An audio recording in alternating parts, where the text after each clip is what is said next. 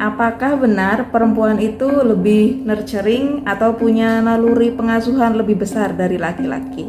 Karena ada istilah Mother Earth, tapi nggak ada istilah Father Earth.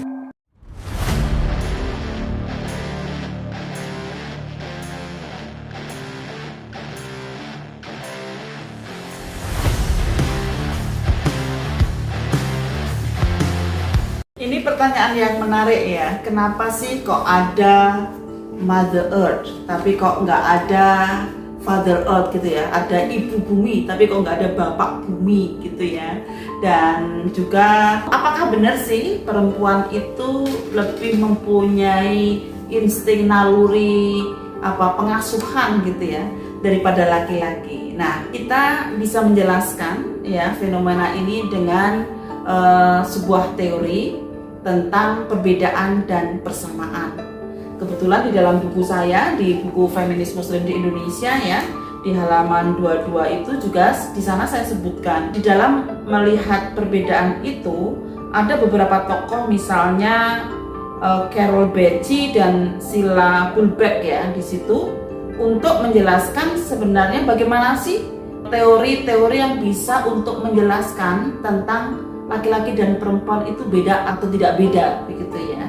Teorinya sering disebut dengan teori sameness and difference atau minimizer maximizer teori, atau sering juga sih di dalam buku yang lain, misalnya ada buku equal complementary dan equal partnership. Saya baca di bukunya Prof. Ruhaini Tuhayatin, beliau juga mengupas banyak tentang bagaimana konsep equal complementary dan equal partnership ya di dalam membincangkan masalah sistem gender, ideologi dan materi. Teman-teman bisa baca ya bukunya Prof. Ruhaini tentang rezim gender itu gitu. Nah, kembali lagi ke sini ya. Apa sebenarnya teori yang bisa menjelaskan tentang fenomena itu? Teori perbedaan atau sering juga disebut dengan maximizer teori yang dekat dengan equal complementary ini mempunyai keyakinan bahwa laki-laki dan perempuan itu berbeda tapi saling melengkapi. Perbedaan itu digunakan sebagai sesuatu yang menunjukkan kelebihan masing-masing, bukan digunakan untuk merendahkan satu sama lain. Perbedaannya banyak ya, berarti maksim gitu ya. Kelompok maximizer atau different theory atau equal complementary, atau di dalam sesi sebelumnya kita sudah bicara konservatif, moderat, progresif ya, itu masuk kategori kelompok moderat. Mereka meyakini bahwa perempuan dan laki-laki itu berbeda, tapi perbedaannya ini merupakan kekuatan dan tidak untuk merendahkan satu sama lain. Misalnya perempuan itu cenderung mempunyai pemikiran yang mikro, yang dia lebih dekat dengan sesuatu yang sifatnya alam. Makanya ada the mother of the earth tadi, ibu bumi. Perempuan tuh gak mungkin akan merusak bumi, yang misalnya begitu ya. Perempuan itu karena dia yang sering dihubungkan karena perempuan itu hamil melahirkan, yang itu berkonsekuensi pada perempuan itu jadinya nurturing dan lebih identik dengan tugas-tugas pengasuhan. Nah, satu yang lain adalah teori tentang persamaan atau sameness atau minimizer teori. Jadi minimizer itu maksudnya perbedaannya dikit gitu loh, laki-laki dan perempuan itu. Ya. Yang di dalam bukunya Prof. Ruhaini tadi disebut dengan equal partnership. Kalau dalam buku tadi yang tadi saya jelaskan di buku saya itu dengan progresif. Nah, kelompok sameness ini ya atau equal partnership, kemitra sejajaran ini meyakini bahwa laki-laki dan perempuan itu sama gitu.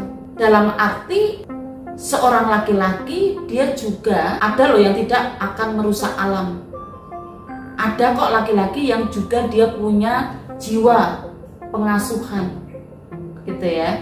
Nah, sehingga laki-laki dan perempuan itu dipandang sebagai makhluk yang sama-sama punya potensi untuk mengembangkan diri. Tidak ada kecenderungan pada sifat-sifat tertentu gitu. Kalau laki-laki begini, perempuan begitu gitu ya.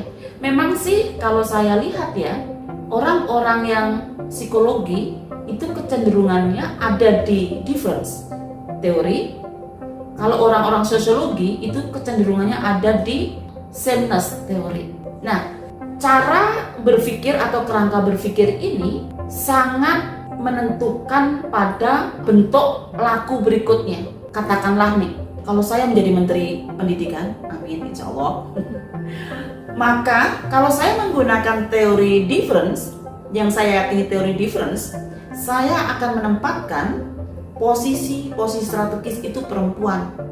Kenapa? Karena perempuan itu dia lebih dekat dengan nurturing, lebih dekat dengan pengasuhan. Tetapi kalau saya menggunakan teori sameness, saya akan melihat kompetensi seseorang, apapun jenis kelaminnya, ya, entah laki-laki, entah perempuan, asalkan dia mempunyai kompetensi dan perspektif yang baik dalam pendidikan, maka akan saya pilih gitu. Jadi dua pendekatan ini, ya, dua kerangka berpikir ini akan mempengaruhi terhadap putusan berikutnya.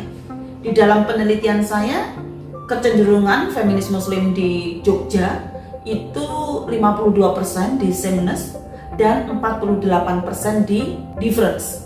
Kedua-duanya dekat dengan pemikiran-pemikiran feminis, ya, karena keduanya mempunyai pemikiran bahwa perempuan juga makhluk yang mulia, yang sama mulianya dengan laki-laki.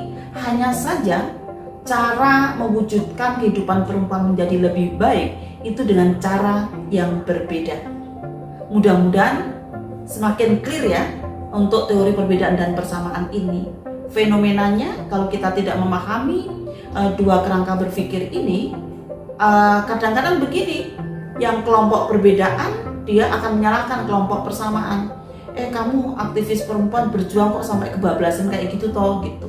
Kok semuanya harus sama misalnya gitu. Nah, teori orang-orang persamaan dia akan mengkritik orang perbedaan. Kamu berjuang kok nggak sampai seakar-akarnya sih? Kok masih tunduk pada ketiak patriarki misalnya kayak gitu. Nah, karena itu penting nih supaya kita tidak saling menyalahkan ya. Karena sebenarnya dua-duanya mempunyai tujuan yang sama ya, dekat dengan nilai-nilai feminis, yaitu menciptakan kehidupan perempuan menjadi lebih baik, namun mempunyai keyakinan dan cara pandang serta strategi yang berbeda. Menurut saya begitu, Mbak Retno. Makasih.